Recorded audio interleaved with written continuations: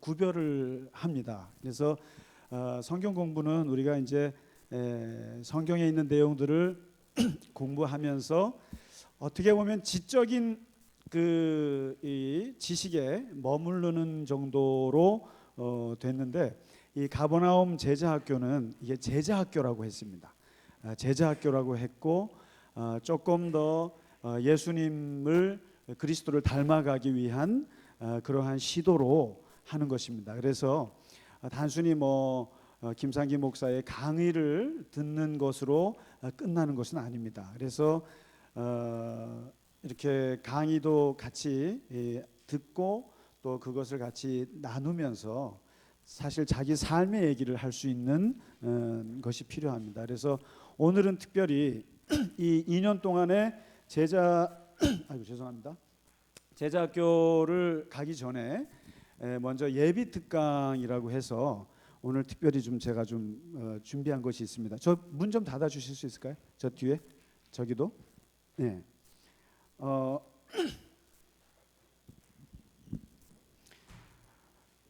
이 자료는요, 이건 제가 쓴 자료인데요, 한 17페이지 정도. 어떻게 보면 어떻게 우리가 구원을 받았는가, 이거에 대한 전체적인 걸 다 쓴 겁니다, 사실. 그래서 한번 시간 되시면 한번 읽어보시고요.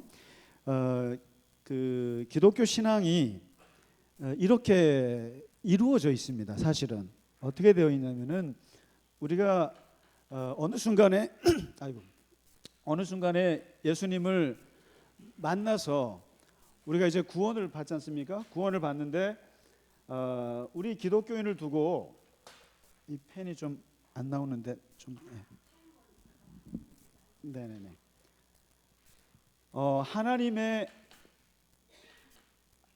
하나님의 우리가 자녀가 됩니다. 이게 자녀가 되고, 그리고 어느 순간에 이르면 주님의 이 제자라는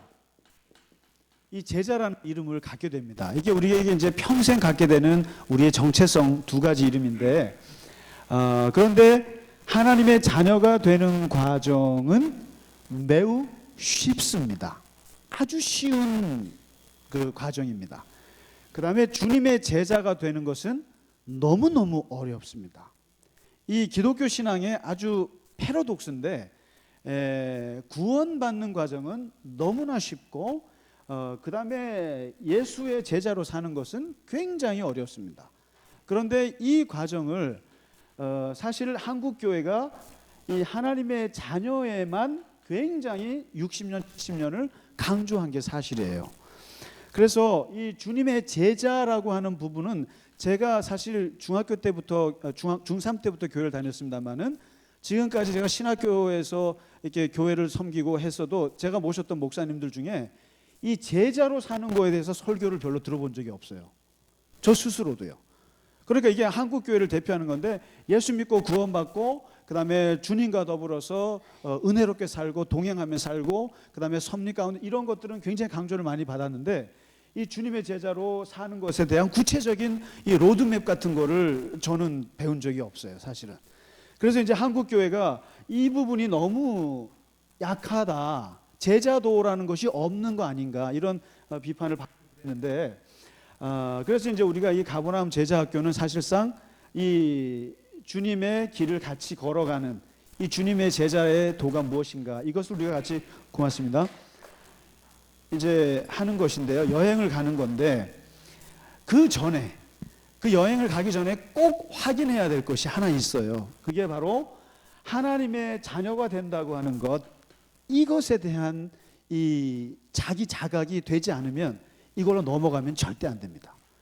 다시 말해서 하나님의 자녀라고 하는 이 인식이 들기 전에 이 주님의 제자로 넘어갔다가는 이거는 완전히 허당이 됩니다. 그래서 오늘은 예비 특강 차원에서 제자도를 가기 전에 이 하나님의 자녀가 어떻게 되는가, 도대체 이것이 사실 우리 기독교인들의 가장 큰 맹점이기도 해요.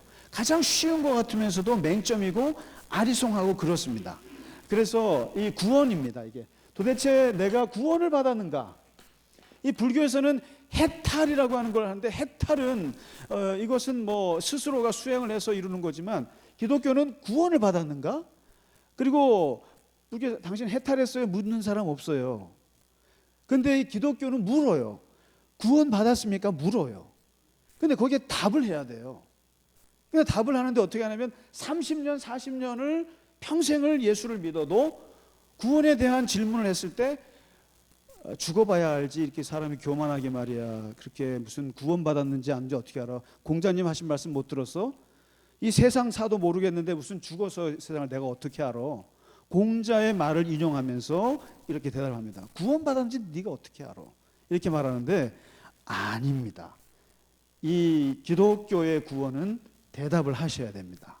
내가 구원 받았는가? 다시 말해서 내가 하나님의 자녀가 됐는가? 이걸 대답을 하셔야 되는데 이 대답을 못 하고 있어요. 그리고 대답을 해도 조금만 이렇게 어긋난 질문을 들어오면 그 다음부터 탁 막혀버려요. 그 지금 말씀을 드리겠습니다. 그래서 이 구원의 관계에서는 기독교가 가장 중요하게 생각하는 교리인데 여기에 대해서 성경은 4가지의 메시지를 줍니다. 그 4가지의 메시지를 오늘 중심으로 해서 제가 말씀을 드리는데 특히 3번째 메시지가 가장 중요한데 첫째 메시지는 뭐냐면 하나님께서 인간을 창조하셨습니다. 이게 첫 번째 메시지입니다. 성경에. 그러니까 기독교의 성경은 창세기부터 요한계시록까지가 있는데 창세기 1장에서 선포하는 게 하나님은 창조자시다. 인간을 창조했다. 이 말은 인간은 곧 피조물이라는 말입니다. 인간은 피조물이다. 그리고 창조한 인간의 모습은 어떤 모습인가? 하나님과 닮은 존재다. 하나님과 닮아 있다. 이것을 이마고 데이라고 합니다. 이마고 데이. 그러니까 하나님의 형상, 하나님의 형상이라고 해서 하나님의 성품을 그대로 닮은 게 인간이다. 그리고 인간은 영적인 존재다. 하나님이 영이시기 때문에 인간도 영적이다. 그리고 하나님이 긍정한 존재다. 너무너무 괜찮다고 긍정한 존재고 하나님께서 복을 주신 존재다. 이게 성경에서 말하는 원래 인간입니다. 그래서 여기에서 나온 게 인간의 존엄성입니다. 인간의 존엄성. 그러니까 무슨 도덕 교과서에 나온 게 아니에요. 원래 도덕 교과서, 미국 교과서 그런 윤리책에 나오는 모든 인간의 것들은 다 창세기 1장에 담겨져 있습니다. 인간은 존엄하다. 왜냐하면 신적인 존재이기 때문에. 그래서 우리는 성악설입니까? 성선설입니까? 물으면 기독교는 성선설이에요. 근본적으로 인간은 아름답습니다. 아름답습니다. 그리고 인간에게 만들어주신 에덴 동산에서는 뭐가 있냐면 하나님의 자유가 있고 그리고 여기에는 평화가 있고 그리고 여기에는 정의가 있고 여기에는 사랑이 있습니다. 인간이 추구할 가장 중요한 가치가 여기 다 담겨 있어요. 에덴 동산에. 그래서 인간이 원래 만든 인간의 피조물은 아주 아름답고 복되고 영적이고 존엄하고 정말 나이스하게 만들었다. 이게 첫 번째 메시지고요. 그런데 두 번째 메시지가 있습니다. 두 번째 성경의 메시지는 이렇게 잘 만든 인간이 하나님을 떠났다. 이게 두 번째 메시지입니다. 두 번째 떠났다. 이걸 뭐라고 하냐면 타락이라는 말도 씁니다. 그리고 여기에 죄라는 말이 등장합니다. 죄. 그런데 여기서 성경에서 말하고 있는 이 죄라고 하는 것은 거짓말하고 사람 죽이는 죄가 아니고 여기서 말하는 죄, sin이라고 영어로 되어 있는 이 말은 하나님과 관계가 깨졌다는 뜻입니다. 관계. 그래서 우리가 혹시라도 기독교인들은 이 죄라고 말할 때 자꾸만 무슨 세상 죄 생각하시면 안 돼요. 그리고 내가 기도할 때 죄를 지었습니다 그럴 때는 그 죄라고 인식할 때는 관계가 깨졌다는 뜻입니다. 하나님과 관계하지 않았고 하나님 생각하지 않았고 하나님하고 관계를 게을리했다라고 생각하셔야지 내가 사기쳤다 거짓말했다 이거는 부수적인 거거든요. 그래서 근본적으로 이 기독교의 죄라고 하는 것은 관계가 깨졌다는 것인데 이 관계가 회복이 안 돼요. 이게 아무리 노력해도 회복이 안 된다는 거예요. 그래서 어떻게 회복해 보려면 하나님을 떠난 인간이 하나님과 회복해 보려고 굉장히 종교적인 노력도 하고 예배도 드려보고 수행도 하고 윤리적으로도 살아보고 율법도 지켜보고 그리고 온갖 토라를 달달달 외우면서 바리새인들처럼 이 키만 하나 되는 토라, 미드라시, 탈무드 그 하나님의 말씀이라는 것을 외워서 하지만은 그러나 이것이 하나님과 관계가 회복이 안 되는 거예요. 이게 이제 성경에서 말해주고 있는 인간의 노력이 아무리 많아도 하나님께 이르지 못하더라. 이게 이제 성경의 얘기고, 인간은 스스로 인간을 구원할 수 없노라. 이게 이제 성경의 메시지거든요. 여기까지가 구약이에요. 여기까지가 구약입니다. 그 다음에 이제 세 번째 메시지가 오는데, 이제 이 하나님을 떠나 있는 인간이 스스로 하나님과 회복을 시도했으나 안 되어서 결국에는 그 열쇠가 누구에게 가냐면은 하나님 손에 쥐어집니다. 그 구원의 키는 하나님의 손으로 가는데, 세 번째 메시지입니다. 하나님께서 인간이 되셨다. 이게 세 번째 메시지입니다. 이걸 우리가 신학적으로 성육신이라고. 그러니까 인간이 개미가 되듯이 하나님이 인간의 세상으로 들어오셨다. 그러니까 인간을 구원하기 위해서 하나님이 팔을 걷어 붙이셨다. 이제 이런 의미거든요. 그래서 불교 같은 경우는 자율 해탈을 얘기하지만은 기독교에서 성경은 강조하는 게 인간은 근본적으로 자기를 구원할 수 없는 불가능한 존재다. 아무리 인간이 노력하고 아무리 잘해도 인간은 죄인일 수밖에 없다. 그러니까 결국에 구원이라고 하는 것은 타율이다. 하늘에서 내려와야 되는 거고 하나님께서 은혜를 베풀어야 가능한 것인데, 이게 세 번째 메시지입니다. 하나님께서 인간이 되셨다. 바로 예수 그리스도의 등장. 이게 신약의 등장입니다. 신약. 예수 그리스도가 오셨다. 그런데 이 예수 그리스도가 오셔서 무엇을 했느냐? 이분이 무엇을 했느냐? 첫째, 많이 가르치셨다. 그리고 두 번째, 많이 치유하셨다. 또는 뭐 많은 일을 하셨습니다마는 예수님의 수많은 이야기 중에 가장 핵심은 딱 두 가지밖에 없어요. 두 가지인데 바로 십자가에 죽으시고 부활하셨다. 이 두 가지입니다. 마태복음이나 마가복음이나 누가복음이나 요한복음에 이 사복음서가 쓰여진 이유가 바로 이것 때문에 쓰여진 거지, 예수님이 무슨 사람 고쳐줬다, 오병이어 했다 이런 것 때문에 기록한 것이 아닙니다. 쉽게 말하면 세종대왕을 기억할 때 세종대왕 하면 뭐예요? 한글이죠. 그 다음에 스티브 잡스 하면 애플입니다. 이순신 장군 하면 명량해전이에요. 이런 것처럼 그 사람을 기억할 때 사람의 핵심 사건이 있어요. 그 핵심 사건 때문에 그 사람을 기억하는 것처럼 우리가 예수님을 기억하는 것은 다른 거 다 없어요. 이 양반이 십자가에 죽으셨는데 부활하셨다. 이게 전부예요. 이게 복음서의 60% 이상씩 다 차지합니다. 나머지는 다 주변적인 거예요. 뭐 가르쳤다, 산상수훈했다, 뭐 다 중요하지만 그러나 중요한 것은 죽으셨다. 근데 이 십자가에서 죽은 것을 놓고 어떻게 볼 것이냐 이거죠. 이건데 보통 유대인들은 이 십자가의 죽음을 그냥 종교적인 죽음이다 이렇게 봤습니다. 그러니까 하나님께 건방진말 하다가 하나님을 아버지라고 떠들고 하나님과 내가 나라고 떠들고 안식일을 어기고 이런 것 때문에 종교적으로 신성모독으로 죽었다 이렇게 해석을 하고, 로마 사람들은 예수님을 죽일 때 정치적인 반역죄로 죽였어요. 정치적으로 해석을 했어요. 그래서 십자가에 죽는 거는 로마에 대항해서 메시아가 돼서 독립시키면서 왕이 되려고 하는 로마 반역자로서 이렇게 봅니다. 예수님의 죽음을. 그러니까 십자가에 죽었고 십자가의 죄패가 유대인의 왕이라고 붙여졌죠. 그래서 죽었는데, 그런데 문제는 예수님의 제자들이, 이 초대교회 제자들이 성령을 받고 나서 십자가를 해석한 게 뭐냐면은 죄사함의 죽음이었다. 죄사함. 우리의 죄, 지금까지 우리가 하나님과 거리가 있고 하나님께 죄를 지어서 회복되지 못하는 이 엄청난 이 강을 예수께서 십자가에 죽으심으로써 우리의 죄를, 이 관계 깨어진 것을 풀어주셔가지고 우리로 하여금 구원을 얻게 하시는 구원의 죽음이다. 구원의 죽음이다. 우리를 살리신 대속의 십자가다. 이렇게 해석을 했습니다.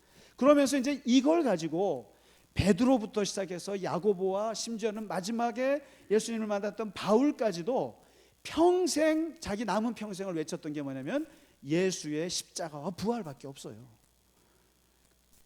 저는 정말 그 사도들은 되게 편했을 것 같아요. 매주 설교가 십자가와 부활밖에 없습니다. 그리고 이 사도 바울이 30년을 돌아다니고 굉장한 거 한 것 같지만 메시지는 한 가지밖에 없어요. 예수가 십자가에서 죽었고 그리고 그분이 부활하셨다. 여기 전부입니다. 바로 요 십자가에서 죽었다고 하는 요것이 구원의 컨텐츠예요. 쉽게 말해서 구원의 내용이라고요. 예수의 죽음, 예수의 부활. 요게 이제 내용이고요. 요까지가 하나님이 우리를 위해서 해놓으신 상품이에요. 쉽게 말하면 상품인데, 그 다음에 네 번째 메시지가 마지막 메시지입니다. 마지막 메시지가 이제 여기서 우리가 가장 헷갈려하고, 여기서 이것이 풀어지지 않았기 때문에 사람들이 하나님 앞에 가기 전까지도 헷갈려하는 부분이 이 부분이다. 이게 뭐냐면 네 번째 맞을걸요? 네. 이거는 9가지입니다. 이거는 9가지로 되어 있고, 제가 지금 가장 단순하게 설명하는 겁니다. 시간이 없기 때문에 제가 웬만하면 시간을 지키려고 그래요.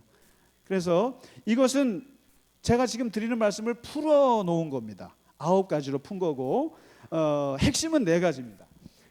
그러면 이 예수 그리스도의 십자가와 부활에 나를 위해서 죽고 나를 위해서 구원하셨다고 하는 이 말씀, 이것을 뭐라고 하냐, 이걸 복음이라고 그러거든요. 이게 기쁜 소식입니다. 기쁜 소식이죠. 내가 나를 해탈을 하겠어요? 내가 나를 구원하지 못하는데 누군가가 나를 구원해 줬다고 하는 것은 이거 기쁜 소식이에요. 그 제자들은 이걸 가지고 아주 평생을 외친 건데, 그러면 이 예수의 복음이, 이 예수 그리스도의 복음이 어떻게 나의 것이 되는가? 이게 구원이거든요. 이게 아무리 그분이 죽었다고 말을 한들 이것이 나하고 무슨 관계가 있어요? 바로 나와 관계가 맺어지는 이 연결고리가 있는데, 이것을 뭐라고 그러냐면 이걸 믿음이라고 하는 거죠. 믿음. 이것을 아주 기가 막히게 말해준 사람이 바로 사도 바울이에요. 그래서 여기부터는 이제 사도 바울의 편지를 깊이 읽어봐야 되는데, 사도 바울은 이것을 깨달았고, 이 예수 그리스도의 십자가와 이 부활하신 것이 나의 구원이 되는 데는 무엇이 필요하냐? 믿음이라는 것이 필요하다. 그래서 지금부터는 좀 자료를 보실까요? 15페이지입니다. 이제 이 8번 13페이지, 11페이지부터 이제 보시면은 뭐냐면 11페이지부터 거기 이제 일단 펴 보시면요, 이제 사도 바울이 말해주고 있습니다. 뭐냐면 이 사람은 20년 정도를 그 율법의 세계에서 아주 도통한 사람입니다. 그리고 이제 이 바리새파들이 가르쳐 준 게 뭐냐면은 이 율법이라고 하는 것을 외우고 익히고 이런 거예요. 그래서 이걸 제가 좀 설명하는데 조금 좀 제가 다른 종교를 얘기해서 그렇습니다만은 이 불교하고 비교하면은 아주 잘 이해가 됩니다. 왜냐하면 기본적인 구원에 관한 것은 불교하고 우리가 정반대거든요. 반대기 때문에 그런데, 근데 이 불교에서도 뭐가 있냐면은 이 사람이 뭔가 깨달을 때 깨달음에 이르는 방법이 도노와 점수라는 것이 있거든요, 사실은. 근데 이것이 되게 뭐냐면, 도노는 성철 스님이 얘기하는 거예요. 누구나 지게작대기한테 탁 맞고 하면 각을 하는 거예요. 그런데 이제 점수는 뭐냐면 불경을 엄청 공부해야 됩니다. 불경을 공부하고 학습하고 외우고, 그 다음에 스텝 바이 스텝 프로세스를 밟아서 어느 정도 가야만 돼요. 그러니까 중학교 나오고 고등학교 나오고 대학교 나오고 대학원 가듯이 이게 점수적인 방법이거든요. 이렇게 해서 해탈에 이른다는 방법이에요. 이거는 보통 스님들이 아주 좋아합니다. 왜냐하면 이것은 아무나 못해요. 동국대학 가야 됩니다. 그래서 승가대학을 나와야 돼요. 그리고 일반 신자들은 잘 몰라요. 그러니까 스님들이 밥벌이하게, 이거 방송 나가는데 목사도 마찬가지입니다. 이렇게 하면 이게 해서 스텝을 밟아야 됩니다. 그런데 이 도노는 그렇지가 않아요. 도노는 무식쟁이고 아무것도 못 배운 사람도 한순간에 깨달을 수 있고 해탈에 이를 수 있다고 가르치는 거예요. 그러면 이 도노를 외치는 사람들에게 누가 위기입니까? 스님들이 안 되죠. 마찬가지예요. 기독교에도 이게 있습니다. 왜냐하면 바리새인들이 바로 점수적인 거예요. 그러니까 구약의 율법을 외우고 해서 그러니까 엘리트들이 생기는 거예요. 일반 평민들은 그 구원의 과정에 이룰 수가 없어요. 제대로. 토라를 어떻게 외워요? 그다음에 무식쟁이 80%가 문맹 사회인데, 그런데 사도 바울이 여기서 말해주고 있는 것은 자기는 이 세계에서 살았거든요. 달달달 외우는 사람이었어요. 그런데 하나님의 구원이라는 게 이제 보니까 내가 노력을 해서 이렇게 해서 무슨 학습해서 되는 것이 아니라 하늘로부터 내려왔는데 예수 그리스도의 십자가의 죽음과 부활의 사건을 믿음으로 그 누구에게나 열려져 있는 구원이라는 것을 깨닫습니다. 바로 도노적 구원이에요. 어떤 면에서 불교로 말하면 한순간에 깨달은 거예요.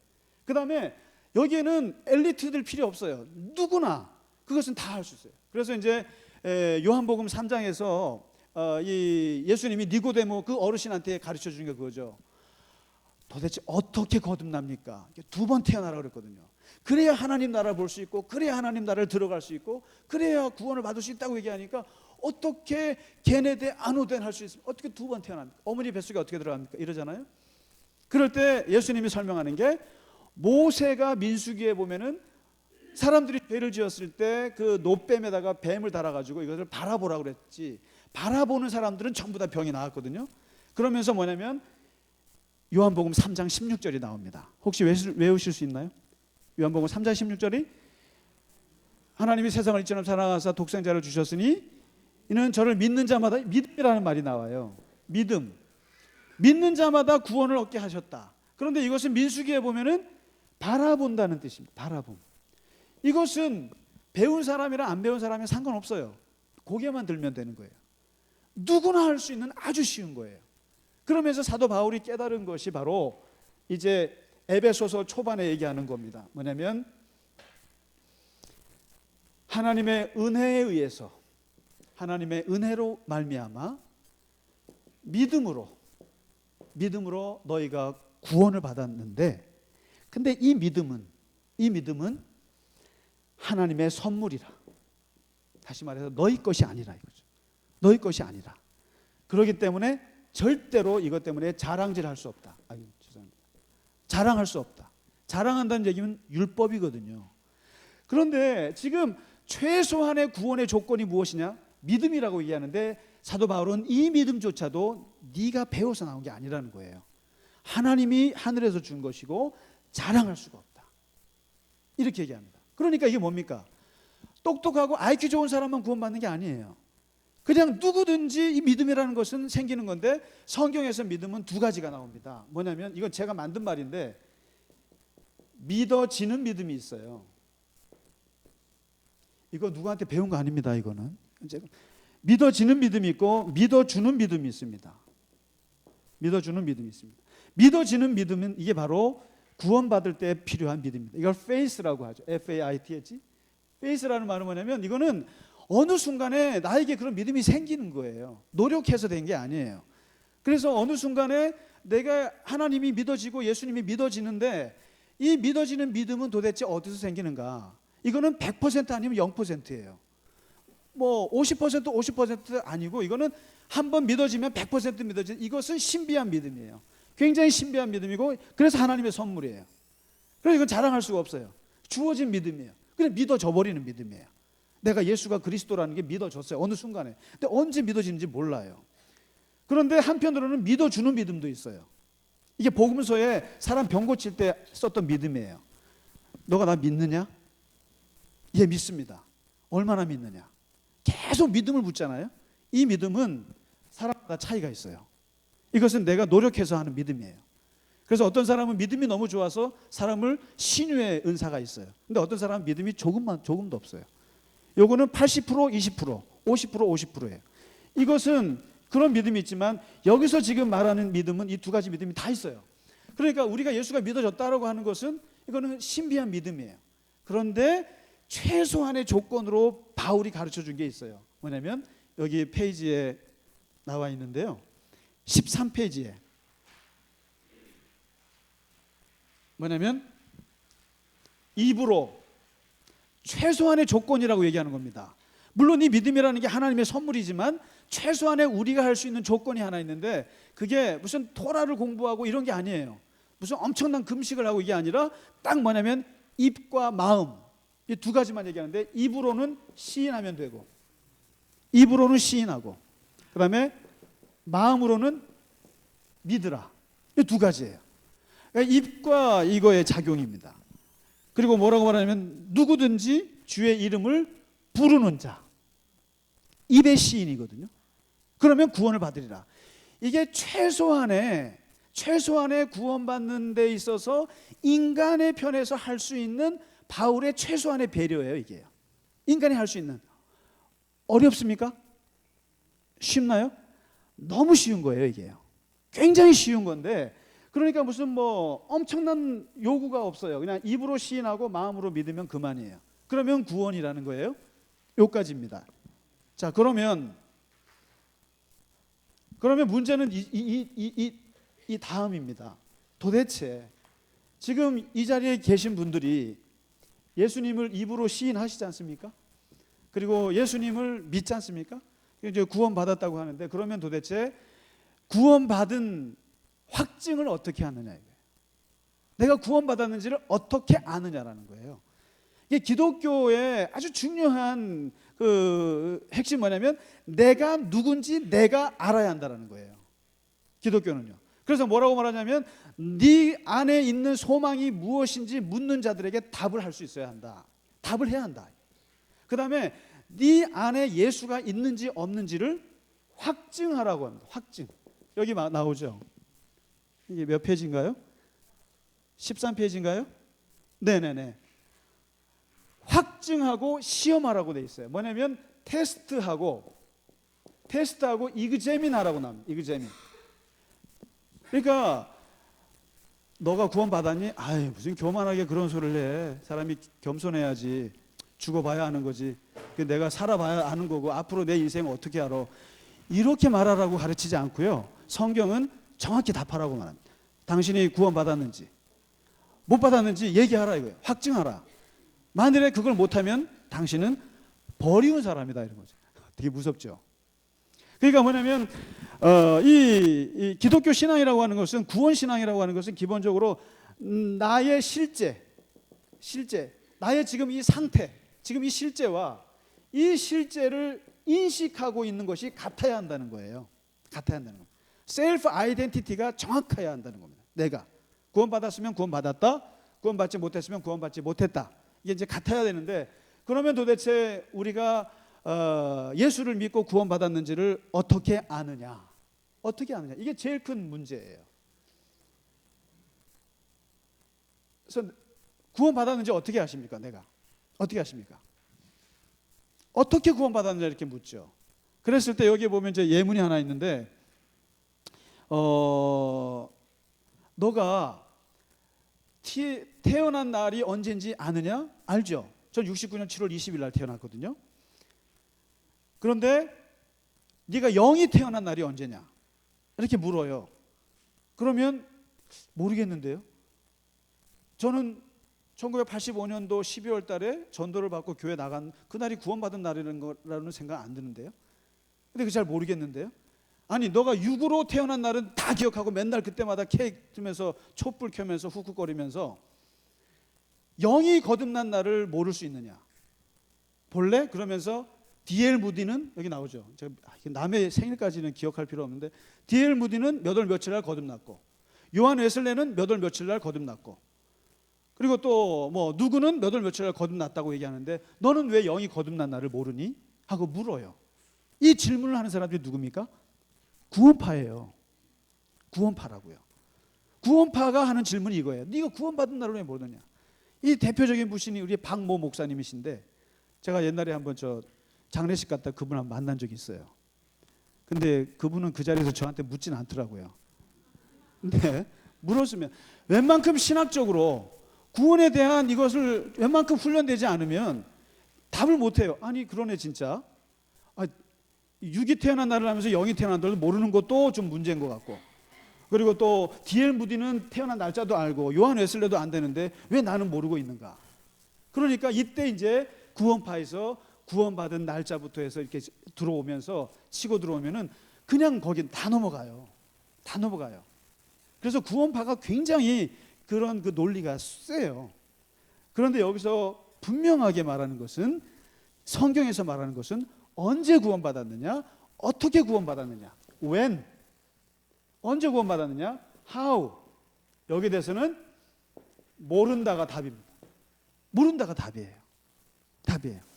그래서 예수님이 이제 이거에 대해서 설명을 하시는데 바람으로 설명하셨잖아요. 바람으로. 사람이 거듭난 것을 어떻게 하느냐, 바람 같은 것이다. 성령이 우리에게 임하는 것은 어떻게 하느냐, 바람 같은 것인데 바람은 보이지가 않는다. 알 수가 없다. 어디로 와서 어디로 가는지 몰라요. 그런데 한 가지 아는 것은 바람이 불어서 내 머리가 휙 넘어가는 것은 안다. 다시 말해서 내 머리의 현상을 보고 내 바람의 아주 선뜻한 느낌을 알고 바람이 지나간 걸 안다. 다시 말해서 성령이 우리를 구원하러 들어오셨을 때는 우리는 아무것도 몰라요. 이게 왜냐하면 신비한 과정이에요. 구원받는 과정은 신비한 과정이기 때문에 거기에서 성령이 어떻게 역사하는지 모르지만 중요한 것은 지나가고 나서 알아요. 그래서 요한복음 9장에서 또 이것을 설명해요. 뭐냐면 날 때부터 소경인 사람을 눈을 뜨게 해주셨어요.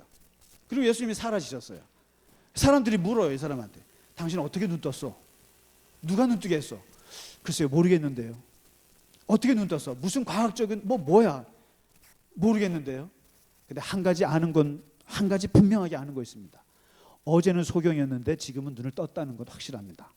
다시 말해서 구원의 확신은 결과로서 알 수 있는, 결과로서.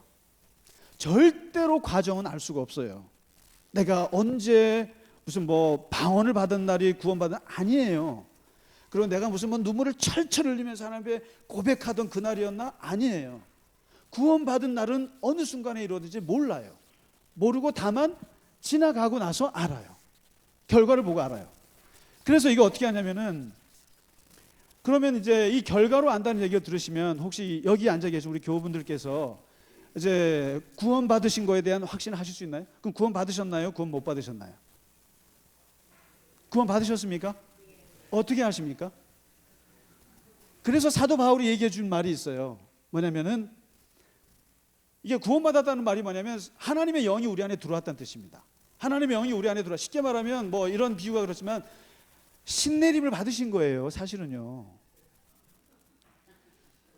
신내림을 받으신, 무당 저리 가라요, 심선미 성도님 저리 가라요, 신내림들을 받으셨다고요.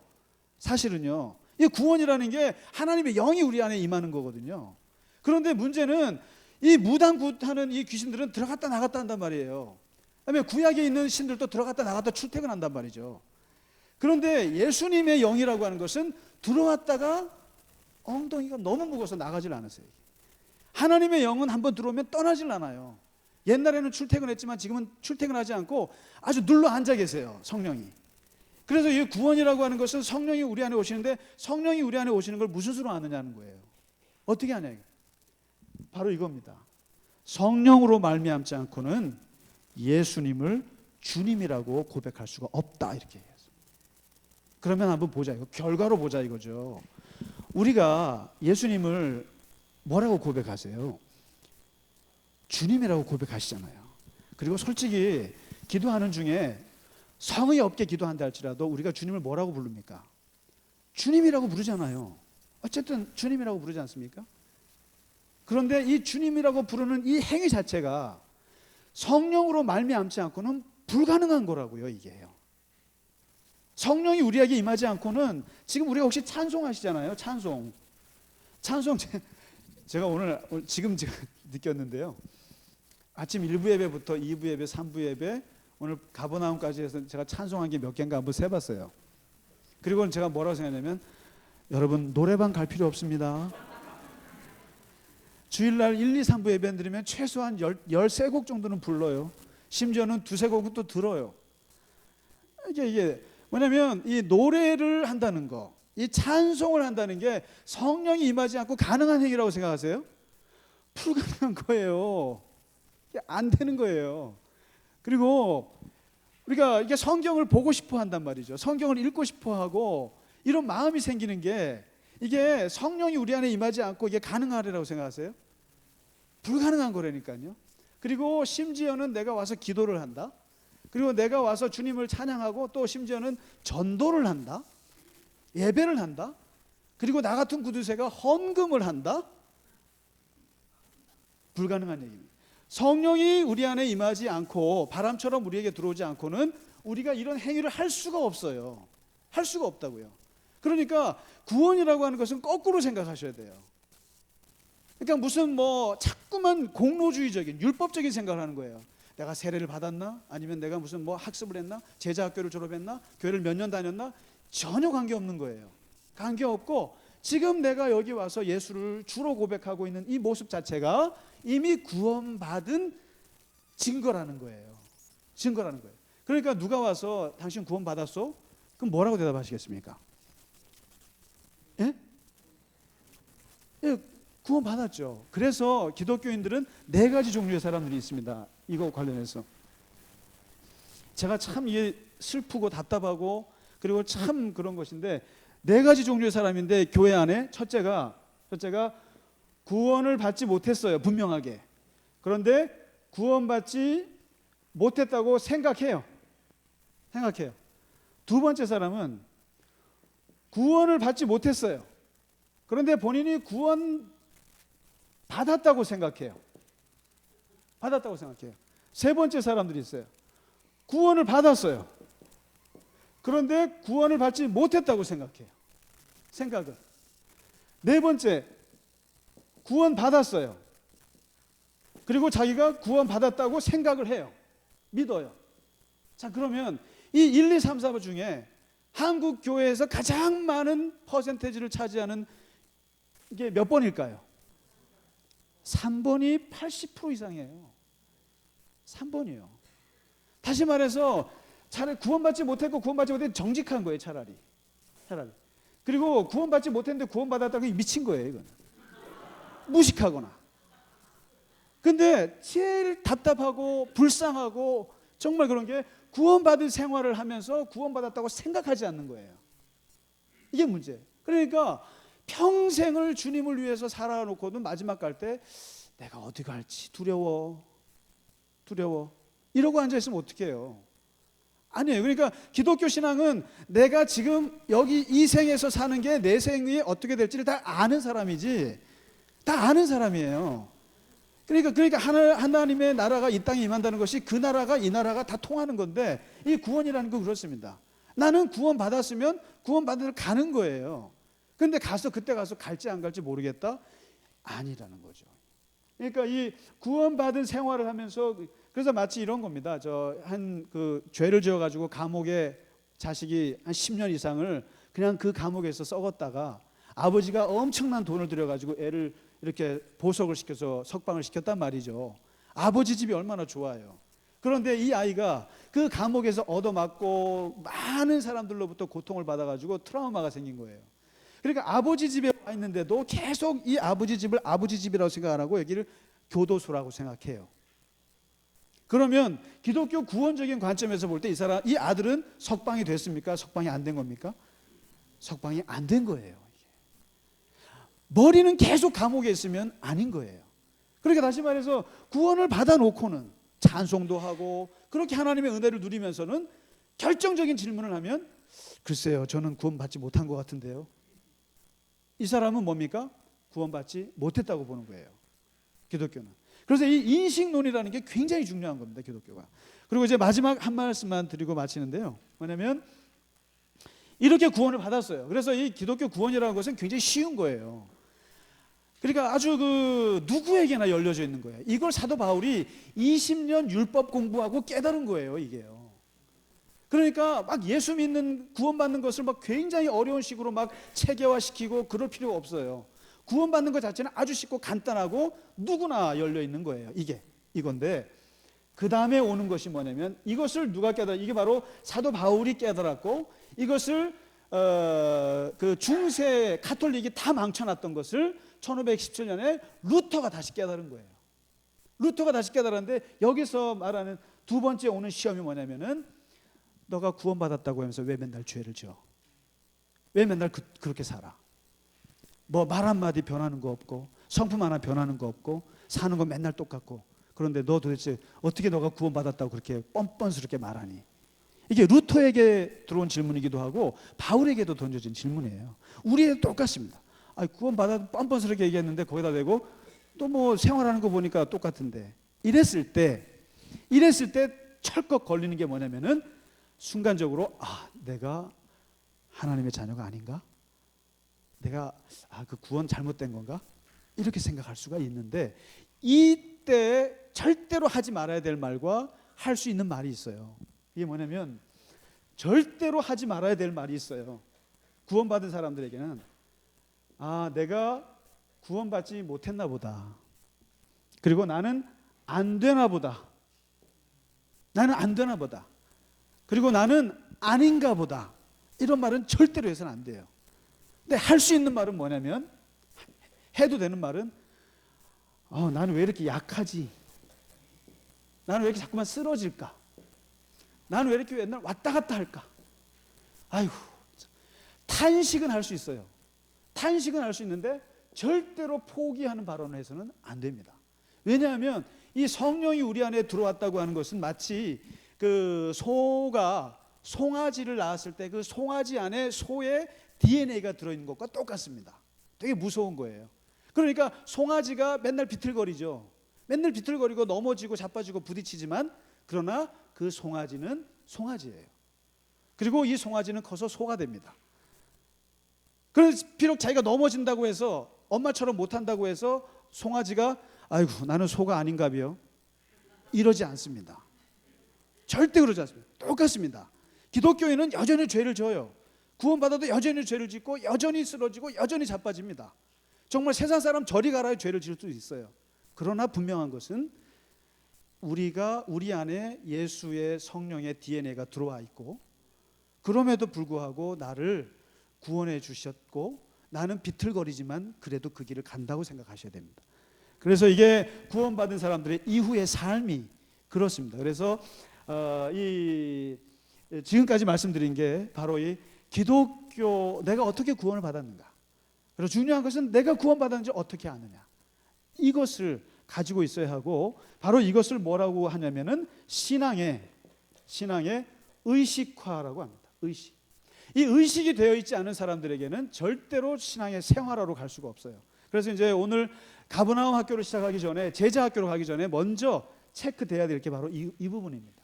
내가 하나님의 자녀가 됐다는 확증을 가지고 제자로 들어가야 되는 거죠. 그런데 이것이 없는 상태에서 제자를 해봐야 율법 공부밖에 안 되는 겁니다. 그리고 기껏 공부해놓고 나서 마지막에 가서 내가 어디로 가나 이러고 앉아있게 됩니다. 그래서 일단은 기독교는 먼저 구원부터가 먼저입니다. 구원부터가 먼저고 이것은 아주 쉬운 것이고 그 다음부터 펼쳐지는 제자도는 여기를 토대로 해서 굉장히 치열하게 싸우는 전쟁 같은 인생이 되는 거죠.